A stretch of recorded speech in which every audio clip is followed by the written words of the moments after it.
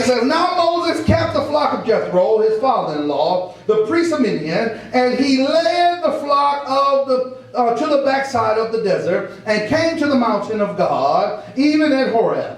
And the angel of the Lord appeared unto him in a flame of what? Out of the midst of a bush. And he looked, and behold, the bush burned with fire, and the bush was not what?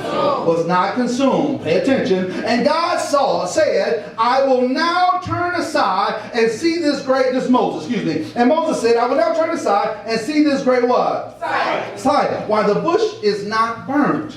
And when the Lord saw that he turned aside to see, God called him, watch this, out of the midst of the bush and said, Moses, Moses, 2 times. And he said, here am I. Here am I. And he said, draw not nigh hither, put off thy shoes from off thy feet. Why? For the place wherein thou standest is what? Holy ground. Is holy ground. Moreover, he said, I am the God of thy father, the God of Abraham, and the God of Isaac, and the God of Jacob. And Moses hid his face, and he was afraid to do what? Look upon God. Look upon God. And the Lord said, I have surely seen the affliction of my people, which are in Egypt, and have heard their cry by the reason of their taskmasters. For I know their sorrows. Praise God.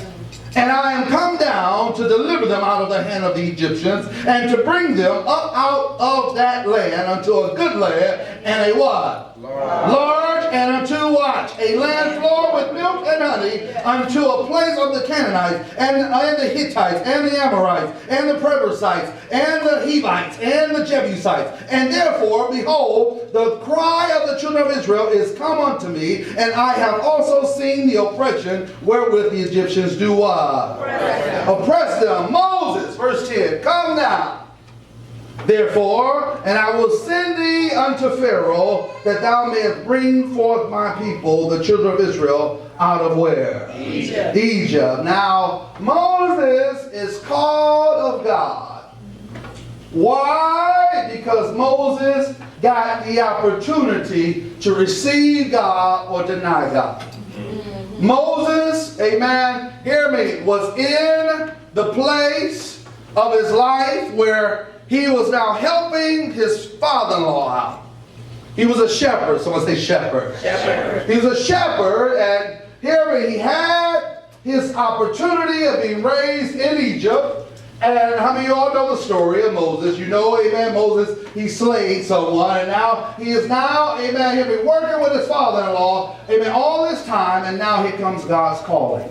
Many times when you think that you've run away from something that God has called you to, hear me, God has a way of bringing you right back full circle to where he wants you at, amen, at the right time. Hear me, some of you thought that you were done with business, amen, and God's going to bring you right back full circle, amen, and have you face that very, hear me, mountain where you need to be. Yeah. So now he's now walking with the sheep, and he's seeing, amen, hear me, a time, amen, with his father-in-law. Now his father-in-law, amen, as you can see in verse number 1, amen, it says, amen, Moses kept the flock of Jethro, his father-in-law, the priest of Midian. Midian, amen, hear me, meant that he was a pastor or a leader, amen, of an area, of a generation, of a people. That leader, his name Midian, amen, or the term Midian means strife. So now Midian was a place of strife. Moses came out of a situation after killing the Egyptian and went to his father-in-law, strife.